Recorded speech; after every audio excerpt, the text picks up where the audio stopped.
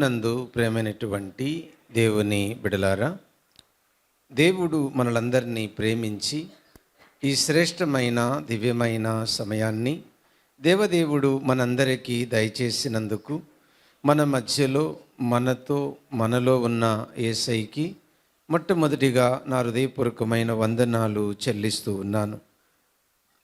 మీరంతా శ్రద్ధా భయభక్తులు కలిగి మంచి ఫలములు ఫలించి యుగయుగాలు పరలోకపు తండ్రితో ఆనందించాలన్న ఆశ కలిగి దేవుని పాదముల దగ్గర కూర్చున్న మిమ్మలను అభినందిస్తూ అందరికీ ప్రభు పేరిట వందనాలు తెలియచేస్తూ ఉన్నాను. ముఖ్యంగా ఎబ్రీ పత్రిక అర్థం చేసుకోవడానికి మూడు భాగాలు చెప్పాను. మొదటి భాగం ఏంటంటే యేసుక్రీస్తు వ్యక్తిగా శ్రేష్ఠుడు. ఈ యేసు ప్రభు వ్యక్తిగా శ్రేష్ఠుడన్న ఈ మొదటి భాగములో గతములో ప్రవక్తల కంటే శ్రేష్ఠుడు అనే వివరంగా మనం నేర్చుకున్నాం. తర్వాత దూతల కన్నా శ్రేష్ఠుడు. పోయిన వారం దూతలంటే ఏంటో పోయిన నెల 3వ వారం మనం నేర్చుకున్నాం. ఈ వారము దూతల కన్నా ఎలా శ్రేష్ఠుడు యేసు ప్రభు అన్నది మనం నేర్చుకోబోతున్నాం. ప్రార్థన. ప్రేమ కలిగిన మా పరలోకపు తండ్రి, కొద్ది నిమిషములు నీ వాక్యమును ధ్యానిస్తూ ఉండగా వాక్యం అనే రొట్టె విరచి ఆత్మకు జీవాహారంగా పెట్టి తండ్రి మమ్మలను సర్వసత్యములోనికి నడిపించి నీ కుమారుని స్వారూప్యములోనికి మమ్మలను మార్చి క్షణము తండ్రి నీ కుమారుని రెండో రాకడకు సిద్ధపరచమని యేసుక్రీస్తు నామమున అడుగుచున్నాము తండ్రి, ఆమేన్. ప్రభువునందు ప్రేమైనటువంటి దేవుని బిడ్డలారా, ఎబ్రీ పత్రిక 1వ అధ్యాయం 5 నుంచి 14 వచనాలలో వచనము వెంబడి వచనములో యేసు ప్రభు దూతల కంటే ఎలా శ్రేష్ఠుడో కారణాలు చూద్దాం. ఇప్పుడు 5వ వచనం స్టార్ట్. ఏలయనగా నీవు నా కుమారుడువు, నేను నేడు నిన్ను కని ఉన్నాను అనియు, ఇదియుగాక నేను ఆయనకు తండ్రినే ఉండును, ఆయన నాకు కుమారుడై ఉండును అనియు ఆ దూతలలో ఎవనితోనైనా ఎప్పుడైనను చెప్పెనా? ఈ వచనం చదువుతూ ఉంటే మనకు ఒకటి అర్థమవుతుంది. దూతలకు కుమారుడనే బిరుదు లేదు, యేసుక్రీస్తుకు కుమారుడనే బిరుదు ఉంది. కాబట్టి ఈ బిరుదును బట్టి దూతల కంటే యేసు ప్రభు శ్రేష్ఠుడు. ఇప్పుడు కుమారుడు అనే బిరుదును వివరిస్తాను. ఈ కుమారుడనే బిరుదు మొదట ప్రవచింపబడింది. ఎక్కడ? కీర్తనల గ్రంథం 2వ కీర్తన 7వ వచనములో ఆయన గురించి ప్రవచింపబడింది. చదువు. కట్టడను నేను వివరించెదను, యెహోవా నాకు ఇలాగు సెలవిచ్చెను, నీవు నా కుమారుడువు, నేడు నిన్ను కని ఉన్నాను. ఈ మాటలు యేసు ప్రభువును గూర్చి ప్రవచింపబడింది. యేసు ప్రభువుకి ఇవ్వబడిన బిరుదు కుమారత్వం. కుమారుడనే ఈ బిరుదు గురించి ఇంకొక చోట వాగ్దానం చేయబడింది. సమూయేలు 2వ గ్రంథం 7వ అధ్యాయం 14వ వచనం. నేను అతనికి తండ్రినే ఉండును, అతడు నాకు కుమారుడై ఉండును. ఈ మాటలు వాస్తవంగా ఆ సందర్భాన్ని బట్టి ఆలోచన చేస్తే సొలొమోను గురించి దావీదుతో దేవుడు అన్నట్టు కనబడుతుంది. ఏమన్నాను? సొలొమోను గూర్చి దావీదుతో దేవుడు అన్నట్టు కనబడుతుంది. కానీ ప్రవక్తలు ఈ మాటను యేసుక్రీస్తుకు ఆపాదించారు. ఎందుకంటే ఇప్పుడు మీరు చదివిన ఎబ్రీ పత్రిక 1వ అధ్యాయం 5వ వచనములో 2వ లైన్ అదే చెప్పాడు ఆయన. నేను నీకు తండ్రినయ్యుందును, నీవు నాకు కుమారుడివైయుండు. కాబట్టి ప్రవక్తలు ఈ వచనాన్ని, ఏ వచనాన్ని? 2వ సమూయేలు గ్రంథం 7వ అధ్యాయము 14వ వచనాన్ని మాట్లాడింది సొలొమోను గురించి అయినా ఆ వాక్యాన్ని ఎవరికి ఆపాదించారు? యేసుక్రీస్తుకి. ఎలాగ చెప్పనా? యేసు ప్రభు భూమి మీద పుట్టినప్పుడు దావీదు కుమారుడు అని పేరు వచ్చింది ఆ వాక్యాన్ని బట్టే. కాబట్టి ఒకటి ఆయన కుమారత్వాన్ని బట్టి ప్రవచింపబడింది, 2 ఆ కుమారత్వమును గూర్చి వాగ్దానము చేయబడింది. 3 లూకాసు వార్త 1వ అధ్యాయం, లూకాసు వార్త 1వ అధ్యాయం 32 35 వచనాలు గమనిస్తే ఆయన పుట్టుక పరిశుద్ధాత్మ వలన, పరిశుద్ధమైన పుట్టుక కాబట్టి కుమారుడు లేక కుమారత్వము అనే బిరుదు వచ్చింది. చదువమ్మా.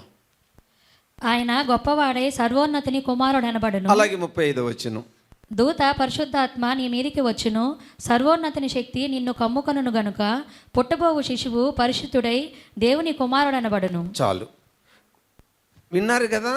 కుమారత్వము అనే బిరుదు ఆయన పుట్టుక ఎలాగండి? పరిశుద్ధమైనదిగా. ఆ పరిశుద్ధమైన పుట్టుకను బట్టి ఈ బిరుదు వచ్చింది. మొదటేమన్నాను? ప్రవచింపబడింది. రెండేమన్నాను? వాగ్దానం చేయబడింది. మూడేమన్నాను? పరిశుద్ధంగా పుట్టాడు. ఇప్పుడు 4 చెప్తున్నాను. రోమాపత్రిక 1:7 మధ్యలో ఉంటుంది. మధ్యలో ఏమనంటే ఆ దావీదు యేసుక్రీస్తు శరీరమును బట్టి దావీదు సంతానముగాను మృతులలో నుండి పునరుద్ధానుడైనందున పరిశుద్ధమైన ఆత్మను బట్టి దేవుని కుమారుడుగాను ప్రభావముతో విన్నారు కదా. నిరూపింపబడెను. పరిశుద్ధమైన ఆత్మను బట్టి దేవుని కుమార్. అక్కడ ఉంది పునరుద్ధానుడైనందున. అక్కడ ఇది లోకాసువార్త 1:32లో పరిశుద్ధంగా పుట్టినందున.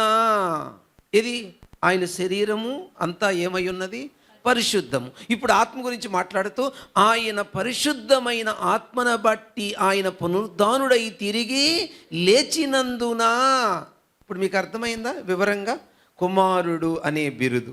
ఈ విధంగా యేసు ప్రభు గురించి చెప్పబడింది, కానీ దూతల గురించి ఎక్కడా చెప్పబడలేదు. కాబట్టి యేసు ప్రభు దూతల కంటే శ్రేష్ఠుడు. ఇంతకీ పాస్టర్ గారు కుమారుడు కుమారుడు కుమారుడని వివిధ కోణాలలో వచనాలలో చూపించారు, బాగానే ఉంది. ఇంతకీ కుమారుడంటే అర్థం ఏమిటి చెప్తాను. యోహాను సువార్త 10:33-35 వచనాలు.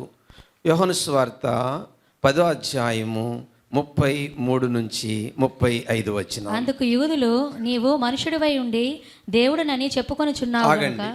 ఇక్కడ యేసు ప్రభు డైరెక్ట్ రిఫరెన్స్ అంటే నేను దేవుణ్ణి అని వాళ్ళకి చెప్పాడా? యూదులు ఏమంటున్నారు? నువ్వు మనుషుడివై ఉండి దేవుణ్ణి అని చెప్పుకుంటున్నావు అన్నారు కదా. యేసయ్య ఇక్కడ నేను దేవుణ్ణి అని వాళ్ళతో చెప్పినట్టుందా ఈ వచనాలు పైన కానీ కింద కానీ? లేదు. మరి ఎందుకన్నారు వాళ్ళు దేవుణ్ణి అని? 35 వచనం చదువు. లేఖనము నిరర్ధకము కానేరదు కదా, దేవుని వాక్యం ఎవరికి వచ్చెనో వారే దైవములని చెప్పిన ఎడల నేను దేవుని కుమారుడని అది దేవుని కుమారుడనే పదాన్ని యూదులు ఎలా అర్థం చేసుకున్నారు? అది దేవుడు అని అర్థం చేసుకున్నారు. దీన్ని బట్టి ఇప్పుడు మీకు ఏమర్థమైంది? కుమారుడంటే అర్థము దేవుడు, అంతేనండి. యేసుక్రీస్తు మానవుడుగా దిగివచ్చిన దేవుడు. ఏమన్నాను? యేసుక్రీస్తు మానవుడుగా దిగివచ్చిన దేవుడు. ఆయన్నే చూస్తాం రేపు పరలోకంలో. అర్థమైందండి? పాయింట్ 2కి వస్తున్నాను ఇప్పుడు. పాయింట్ 2 6వ వచనం అమ్మ. ఎబ్రీ పత్రిక 1:6 వచనం. మరియు ఆయన భూలోకమునకు ఆది సంభూతిని మరల రప్పించినప్పుడు దేవుని దూతలందరూ ఆయనకు నమస్కారము చేయవలెనని. యేసు ప్రభు ఈ లోకానికి వచ్చినప్పుడు బాగా వినండి, దేవదూతలు ఏం చేస్తారట? యేసు ప్రభుకి నమస్కారము చేస్తారు. ఇప్పుడు చెప్పండి, నమస్కారం చేసేవాళ్ళు గొప్పవాళ్ళ, నమస్కారం చేయించుకునే వాళ్ళు గొప్పవాళ్ళ? దేవదూతలు నమస్కారం చేస్తే నమస్కారం చేయించుకునే వ్యక్తి ఎవరు ఇక్కడ? యేసు ప్రభు. ఏమనుంది? మళ్ళీ చదువు 6వ వచనం. మరియు ఆయన భూలోకమునకు వచ్చినప్పుడు దేవుని దూతలందరూ దాని ముందు చదవమ్మా. భూలోకమునకు ఆది సంభూతిని ఆది సంభూతుడుగా ఆయన అంటే తండ్రి అయిన దేవుడు. చదవమ్మా. ఆయన భూలోకమునకు ఆది సంభూతిని మరలా రప్పించినప్పుడు చాలా జాగ్రత్తగా వినాలి. తండ్రి అయిన దేవుడు రెండోసారి కుమారుని తీసుకొస్తున్నాడు, భూమి మీదకి పంపిస్తున్నాడు. ఆది సంభూతుడిని రప్పించినప్పుడు అని ఉంది. ఎక్కడుంది ఈ మాట? ద్వితీయోపదేశ కాండము 32:43. జనములారా, ఆయన ప్రజలతో కూడా ఆనందించుడి. హతులైన తన సేవకులను బట్టి ఆయన ప్రతిదండన చేయును, తన విరోధులకు ప్రతీకారము చేయును. అదుగో యేసు ప్రభు రెండోసారి ఎందుకు వస్తున్నాడు? విరోధులకు ప్రతీకారం. ఎలా? తన దేశము నిమిత్తమును తన ప్రజల నిమిత్తమును ప్రాయశ్చిత్తము చేయును. మోషేయు హతులైన తన సేవకులను బట్టి ఆయన ప్రతిదండన చేయును. చాలు.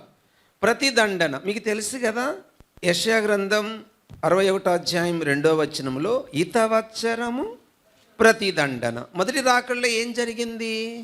ఇతవత్సరం అంటే దయ చూపే కాలం.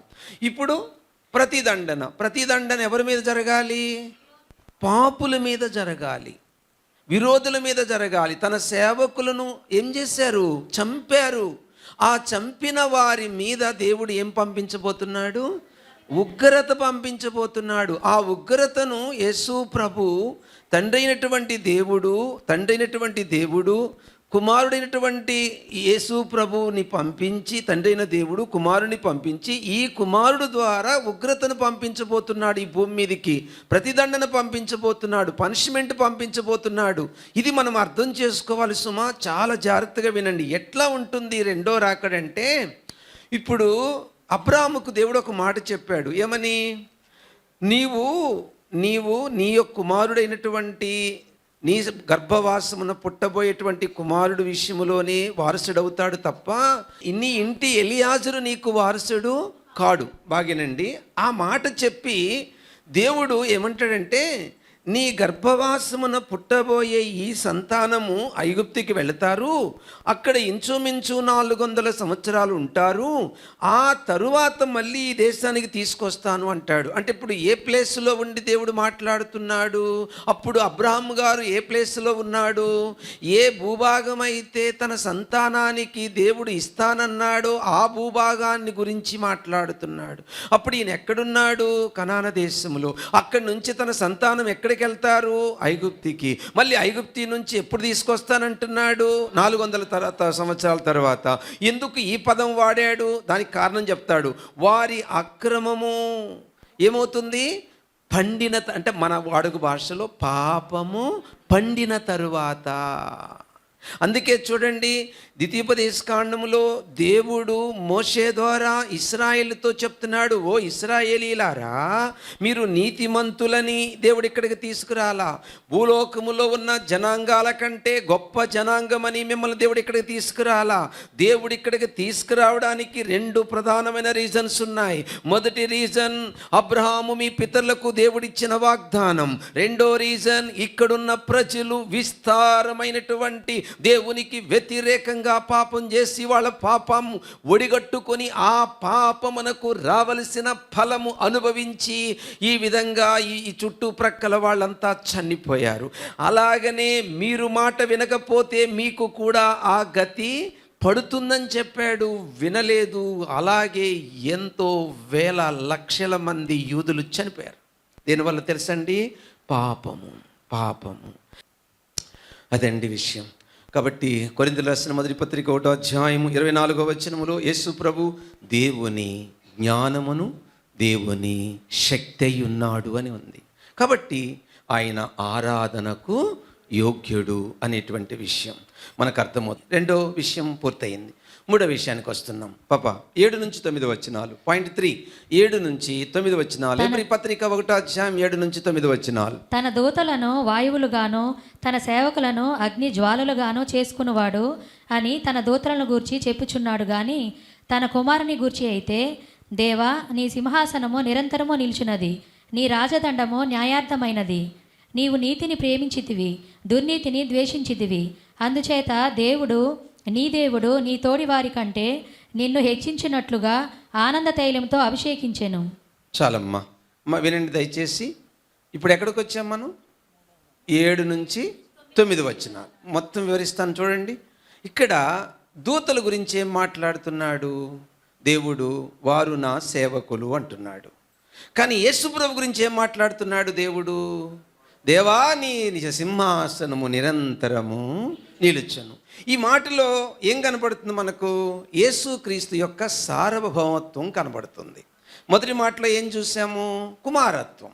రెండో మాటలు ఏం చూసాము? ఆరాధన నరుకుడు అని విషయం చూసాం.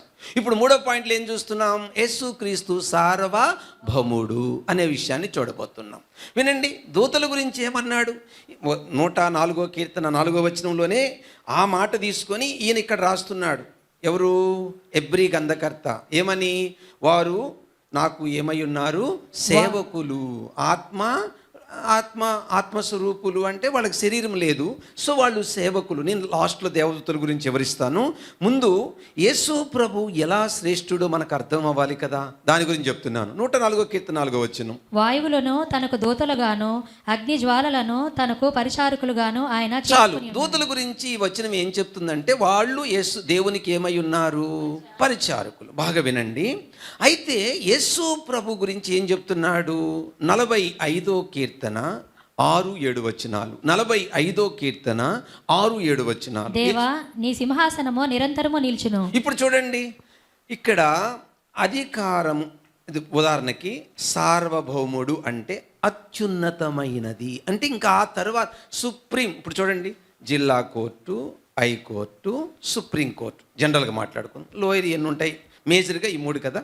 ఇప్పుడు చూడండి, సుప్రీం అంటే ఇంక పైన ఇంకేమైనా ఉందా? సుప్రీంకోర్టు అంటే ఇంక పైన కోర్టు ఉందా అని అడుగుతున్నా. అట్లాగే ఇక్కడ సార్వభౌముడు అంటే అత్యున్నతమైన అధికారము కలిగిన వాడు. అత్యున్నతమైన అంటే ఇక ఫైనల్ ఆయనే, ఇంకా ఆయన తర్వాత ఇంకెవరు? ఆ స్థాయిని వివరిస్తున్నాడు రచయిత. సార్వభౌముడు. ఓ ఎబ్రీ క్రైస్తవులారా, యేసు ప్రభు ఎక్కడా? దూతలెక్కడా? ఇంత గొప్ప దేవుణ్ణి వదిలిపెట్టి మళ్ళీ వెనక్కి వెళ్ళిపోతున్నారు మీరు. ఈయన ఎవరండి? సార్వభౌముడు. సర్వము కలిగినవాడు, సర్వము ఎరిగినవాడు, సర్వజ్ఞాని. ఆయనకి మరుగైనది ఏదీ లేదు. అటువంటి ప్రభుని వదిలిపెట్టి మీరు వెనక్కి వెళ్ళిపోతున్నారు. వీళ్ళు వచ్చారు, ప్రభుని ఆరాధిస్తున్నారు, ప్రభుని స్తుతిస్తున్నారు, యేసు ప్రభుని నమ్మారు, మారు మనసు పొందారు, బాప్తిసం తీసుకున్నారు, ప్రభు వల్ల చేస్తున్నారు. శ్రమలు వచ్చాయి, తట్టుకోలేక మళ్ళీ వెనక్కి వెళ్ళిపోయారు. వాళ్ళతో రచయిత మాట్లాడుతున్నాడు. 4వ విషయానికి వస్తున్నాను, చాలా జాగ్రత్తగానండి పాప. 10, 11, 12 ఎబ్రీ పత్రిక 1వ అధ్యాయం 10, 11, 12. మరియు ప్రభువా, నీవు ఆదియందు భూమికి పునాది వేసితివి. ఆకాశములు కూడా నీ చేతి పనులే. అవి నశించును గాని నీవు నిలిచియుందువు. అవన్నీ వస్త్రము వలె పాతగిలును, ఉత్తరీయము వలె వాటిని మడిచివేతువు. అవి వస్త్రము వలె మార్చబడును గాని నీవు ఏకరీతిగానే ఉన్నావు. నీ సంవత్సరములు తరుగవు అని చెప్పుచున్నాడు. వినండి, ఇక్కడ 102వ కీర్తన 25వ వచనం నుంచి తీసుకున్నాడండి. చదువు పాప. 102వ కీర్తన. ఆదియందు నీవు భూమికి పునాది వేసితివి. ఆకాశములు కూడా నీ చేతి పనులే. అవి నశించును గాని నీవు నిలిచి ఉందువు. దేని గురించి మాట్లాడుతున్నాడు? క్యాచ్ చేయగలిగారు ఇక్కడ? నిత్యుడు. ఈ వచనాలు ఏం చూపిస్తున్నాయి మనకు? నిత్యుడు. ఇప్పుడు ఏమైనా ఉంది? నీవు కలుగు చేసిన ఆకాశము ఏమైపోతుంది? నువ్వు చేసిన సృష్టిలో ఎన్నో ఉన్నాయి, ఎవరిని ఏమైపోతాయి? ఉత్తిరం అంటే గుడ్డ వల్లే తీసేస్తావు, కాగితం వల్లే మడిచేస్తావు, అవన్నీ పోతాయి ప్రభువా, అవన్నీ స్థిరము కాదు ప్రభువా, నీవు మాత్రమే. ఇంకొక మాట చదువు పాప. యెషయా గ్రంథం 34:4. యెషయా గ్రంథం 34:4. ఆకాశ సైన్యమంతయు క్షీణించును. చూసారా? చాలు. మీకు టోటల్గా ఏమర్థమైపోయిందండి? ఈ భూమి మీద దేవుడు ఏదైతే చేశాడో అవి పోతాయి, కానీ నిరంతరం నిలుస్తాడు. మీకు అర్థం కాలేదా? ఇప్పుడు అప్లికేషన్ ఏంటంటే, దేవుడు కలిగి చేసిన వాటిని నమ్మాలా, దేవుడిని నమ్మాలా మనము? ఇప్పుడు దేవుడు కలుగు చేసింది ఎవరి వేళల్లో? ఇప్పుడు మనం చూసుకున్న వాళ్ళల్లో దూతలు. దేవుడి దగ్గరండి సృజించింది. మరి దేవుడు సృజించిన దూతలు నమ్ముతారా, దేవుడిని నమ్ముతారా అని అడుగుతున్నాడు. ఎవరు? ఎబ్రీ రచయిత. ఎవరిని? ఎబ్రీ క్రైస్తవులను. నిన్ను కూడా అడుగుతున్నాడు. ఒక శ్రమ వచ్చింది, ఒక శోధన వచ్చింది, ఒక కష్టం వచ్చింది. ఇప్పుడు ఆ శ్రమ నుంచి బయటపడడానికి, ఆ శోధన నుంచి బయటపడడానికి నువ్వు నమ్మిన దేవుడికి ప్రార్థన చేసినా నువ్వు బయట పడలా. అప్పుడు వెంటనే దేవుని వదిలిపెట్టి వెళ్ళిపోవాలా వద్దా? మనం ఇప్పుడు నీకు కష్టం వచ్చింది, నీకు శోధన వచ్చింది, నీకు బాధ వచ్చింది, నీకు భయంకరమైన ఇక్కట్లు ఇబ్బందులు వచ్చాయి. ఇప్పుడు నువ్వు నమ్మిన దేవుడికి ప్రార్థిస్తే ఏం జరగలేదు. ఇప్పుడు ఆయన వదిలిపెట్టాలా, వదిలిపెట్టకూడదా? ఒకవేళ వదిలిపెడితే నువ్వు ఆయన్ని నమ్మట్లేదనేగా అర్థం.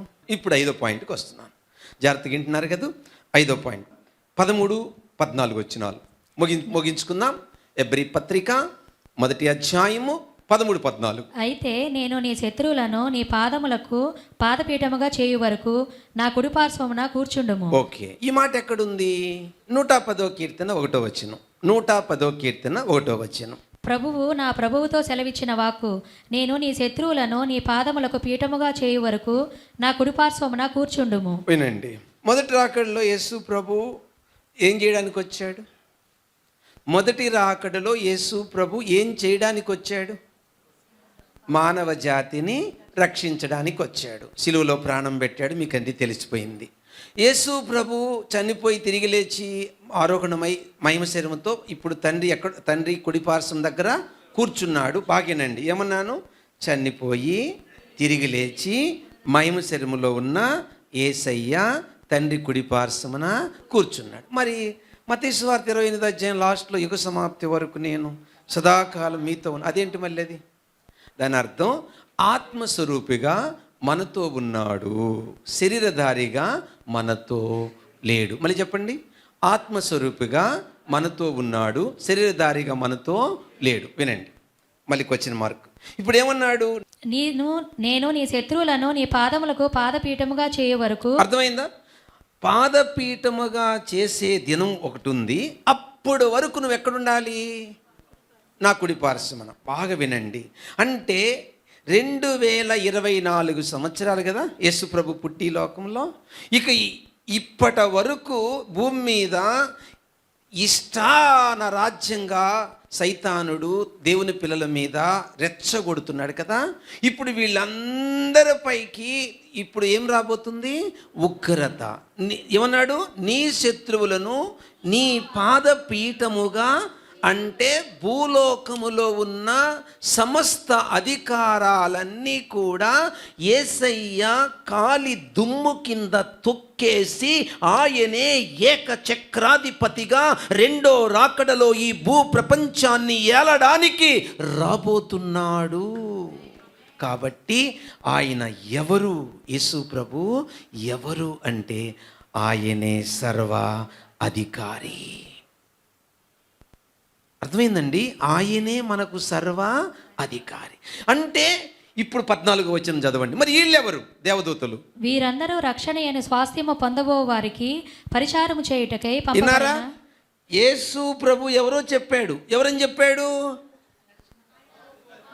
అధికారి. వీళ్ళేం చెప్పాడు? దేవదూతల గురించి, వీళ్ళ గురించి సేవకులు. ఇప్పుడు సేవకులు గొప్పోడా, అధికారి గొప్పోడా? ఎలా దేవదూతలు ఆరాధన చేస్తారు మీరు అని ప్రశ్నిస్తున్నాడు రచయిత. అర్థమైపోయింది కదా. ఇప్పుడు దేవదూతల గురించి వివరిస్తాను. ఇప్పుడు దేవదూతలు అంటే అక్కడ ఒక మాట ఉంది కదా, రక్షణ పొందు వారికి. అంటే మనం ఏం పొందామండి? రక్షణ పొందాం కదా, అనుస్వాస్థ్యము పొందాం, అంతే కదా. మనం అందరం యేసుక్రీస్తునందు విశ్వాసము ద్వారా రక్షింపబడ్డాము. దేవునికి ఏమయ్యాము? వారసులమయ్యాము. దేవునికి ఏమయ్యాము? రోమా 8:17 ప్రకారము మనము దేవునికి ఏమయ్యాము? వారసులమయ్యాం. బాగా వినండి, ఆ వారసులైన మనకు, దేవుని యొక్క బిడ్డలమైన మనకు దేవదూతలు 3 రకాల సేవలు చేస్తున్నారు. ఎన్ని రకాలు? అంతకుముందు ఎన్ని చెప్పాను? 2 చెప్పాను, ఇప్పుడు ఒకటి పెంచాను. అదే వినండి. నెంబర్ 1, మొదటి సేవ కీర్తన గ్రంథం 34వ కీర్తన 7వ వచనం ఏం చెప్తుంది? యెహోవా యందు భయభక్తులు గలవారు చుట్టూ దూత కావలి. బాగునండి. అంటే 24 గంటలు నిజముగా రక్షింపబడిన వారి చుట్టూ దూత ఏం చేస్తున్నాడు? కావలిగా ఉంటున్నాడు. ఇక 2, దూత చేసే రెండో పని ఏంటి? మత్తయి సువార్త 18వ అధ్యాయం 10వ వచనం. ఈ చిన్నవారిలో ఒకరినైనను తృణీకరింపకుండా చూచుకొనుడి. వీరి దూతలు పరలోకమందున నా తండ్రి ముఖమును ఎల్లప్పుడూ పరలోకమందు చూచుచు. ప్రతి క్షణము ఒక దూత నీ గురించి దేవునికి సమాచారం అందిస్తూనే ఉంటాడు. ఇక మూడో సేవ చెప్తాను. లూకాసు వార్త 16:22. లూకాసు వార్త 16:22. ఆ దరిద్రుడు చనిపోయి దేవదూతల చేత అబ్రహాము రొమ్మున ఇక్కడ భూమి మీద దరిద్రులు చనిపోతే ఎవరు వస్తారు పడేయడానికి? మున్సిపాలిటీ వాళ్ళు వస్తారు. దరిద్రుడు అంటే ఎవరు లేనివాడు అని అర్థం అండి. ఎవరు వస్తారండి దరిద్రుడు చనిపోతే? మున్సిపాలిటీ వస్తే. ఎవరు బంధువులు లేరు, తోబుట్టువులు లేరు, రక్త సంబంధులు లేరు, నానే వాళ్ళు ఎవ్వరూ లేరు. కానీ అతని ఆత్మను తీసుకుపోవడానికి ఎవరు వచ్చారో తెలుసా? పరలోక దూతల సైన్య సమూహము పాటలు పాడుతూ దేదీప్యమానంగా స్వాగతం పలుకుతూ ఆయన తీసుకెళ్తున్నారు. ఇది మూడో గుంపు. నీ లైఫ్ను దేవుడు ఏం మార్చేశాడండి. ఎంత గొప్ప భాగ్యం ఇచ్చాడండి నీకు. ప్రభు కోసం ఏమైనా కోల్పో, కానీ దేని కొరకు యేసు ప్రభుని మాత్రం కోల్పోకు. పాఠం సమాప్తం. అందరం లేచి నిలబడదాం. ఓకే, కళ్ళు మూసుకోండి. ప్రేమ కలిగిన తండ్రి, దయగలిగిన యేసయ్య, ఇప్పుడు నేను నీ పిల్లలు కలిసి నీ యొద్ద నీ పాదాల దగ్గర ఈరోజు యేసు ప్రభు దూతల కంటే ఎలా శ్రేష్ఠుడో నేర్చుకున్నాం. ఇంత గొప్ప శ్రేష్ఠుడైన నిన్ను తప్ప ఇంకెవరిని మేము ఆరాధించకూడదు. ఆరాధన అంటే మా శరీర క్రియలను చంపి ఆత్మలో నువ్వు కోరినట్టు మేము నిన్ను అలాగే మా తోటి వారిని ప్రేమించాలి. అదే నిజమైన ఆరాధన. కాబట్టి శరీరాన్ని జయించాలంటే మాకు ఎడతెగని ప్రార్థన అవసరం. అప్పుడప్పుడు ఉపవాసం ఉండి కూడా ప్రార్థన చేసి శరీరం మమ్మల్ని ఏ విషయంలో శోధిస్తుందో దాని మీద జయం వచ్చేటట్టు మీ పాదాలు పట్టుకొని మిమ్మల్ని బ్రతిమలాడాలి. ఆ విధంగా జయ జీవితం నాకు నీ పిల్లలకు కలుగునుగాక. ఇప్పుడు ప్రభు బలలో చేయివేస్తున్నారు. ఇక్కడున్న వాళ్ళల్లో ఎవరికైనా ఇంకా శరీర ఇచ్చలు సావకపోతే ఇప్పుడు విన్న వాక్యాన్ని బట్టి నిజంగా వాళ్ళు నీకు మొర్రపెడితే వారిని మీరు క్షమించారు కాబట్టి ప్రభు బలలో వారు పాలు పంచుకునే యోగ్యత వారికి దయచేయండి.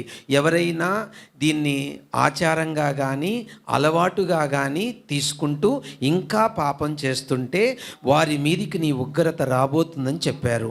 వారు బలహీనులు కాబోతున్నారు, వారు రోగులు కాబోతున్నారు, హఠాత్తుగా వాళ్ళ ప్రాణం పోబోతుంది అని పౌలు చెప్పాడు. కాబట్టి ఆ భయంతో వారు ఇప్పుడే శరీరక్రియలు చేయించుదురుగాక. చీకటి శక్తులు లయమైపోవునుగాక, అంధకార శక్తులు లయమైపోవునుగాక, సాతానుడు ఆడుతున్న దాగుడు మూతలన్నీ నరకబడును గాక. సైతాను చేతులు బందీలైన నీ పిల్లలకు విడుదల కలుగును గాక. సాతాను చేతులు దాసులైన నీ పిల్లలకు విడుదల కలుగును గాక. నీ పిల్లలు స్వేచ్ఛ కలిగి నిన్ను ఆరాధించుదురు గాక. ఈ మనవలు యేసుక్రీస్తు నామమున అడుగుచున్నాము తండ్రి, ఆమేన్.